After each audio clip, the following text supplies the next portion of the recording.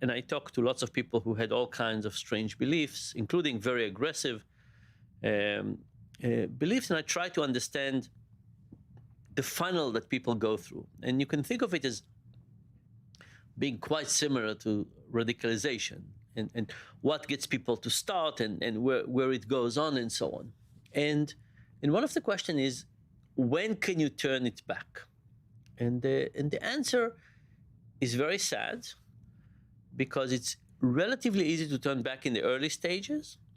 But once people have most of their friends are in that category, it's very hard to go against it. So imagine you had a certain set of beliefs, and all your friends had that certain set of beliefs.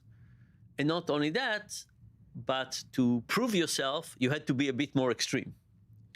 There's a phrase in Hebrew called shibolet. And the shibolet came out from a story in the Bible that two tribes had a fight, and after the fight they settled on two sides of the river. But the Jordan River is very small, you can easily cross, so they would walk around and they would want to make sure that the person they meet is from their tribe and not the other tribe. And it just so happened that these two tribes pronounce the name of the plant, shibolet, slightly differently. One of them says shibolet, one of them said sibolet. So I would walk around with the plant and I say, hey you, I don't know you, how do you call this plant? If you call it like I do, we're brothers, we're from the same tribe, and if you call it like the other tribe, I need to chase you away or try and kill you or something.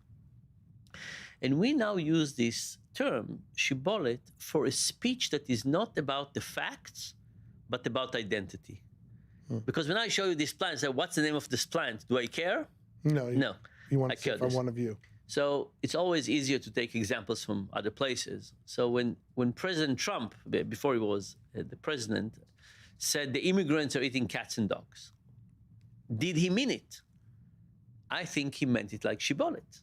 I think he, like the people on the left said, oh, he's lying or he's making things up.